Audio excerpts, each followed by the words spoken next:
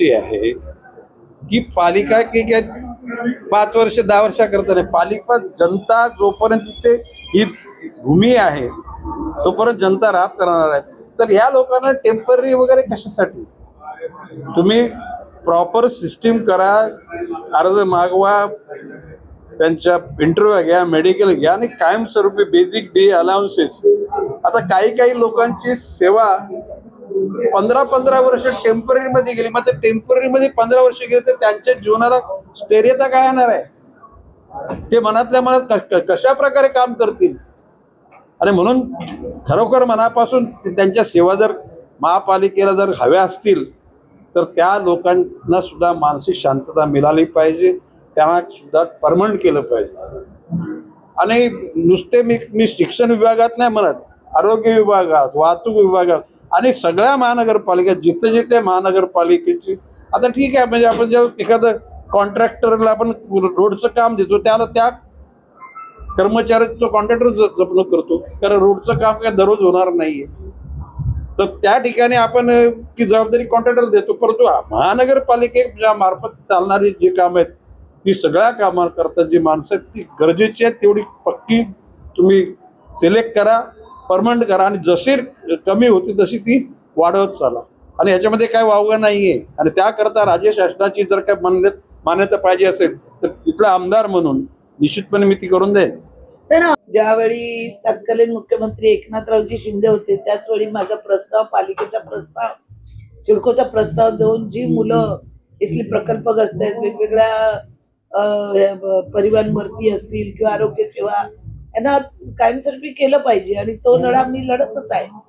आणि परवाच मी मुख्यमंत्री झाल्या देवेंद्रजी फडणवीस साहेब यांना परत कॅबिनेटमध्ये एक निर्णय घ्यायला सांगितलेला आहे का मला आयुक्त साहेबांनी झालं की कॅबिनेटचा निर्णय झाला, ज्यावेळी ते धरणाचे लोक इथं आले तर ते कॅबिनेट झालेलं आहे, तर तो कॅबिनेटमध्ये विषय आता होईल.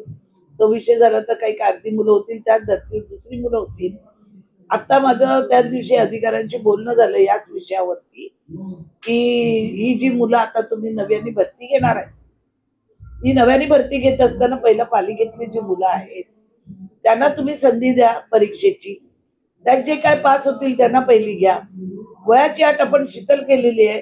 एकनाथ शिंदे साहेबांनी त्याच वेळी वयाची अट पण थोडी शिथिल केलेली आहे. त्यात काही लागलं तर कारण काय आहे, जोपर्यंत या लोकांना आपण कायमस्वरूपी करत नाही तर त्यांनाही असं वाटत नाही ना आपण इतकी काम करतो आणि पालिका आपल्याला सेवेत घेत नाही, तर ते सेवेत घेणं फार गरजेचं आहे. आणि त्याची मागणी मी वर्षानुवर्ष करत आलेली आहे आणि आता मंत्री महोदयांनी केलेले आहे.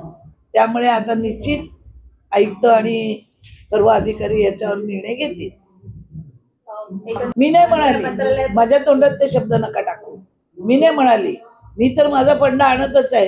कालच मी नवी मुंबईसाठी रोड आणि याच्यासाठी 26 कोटी आणले. ते म्हणतात आम्हाला पैशाची गरज नाहीये.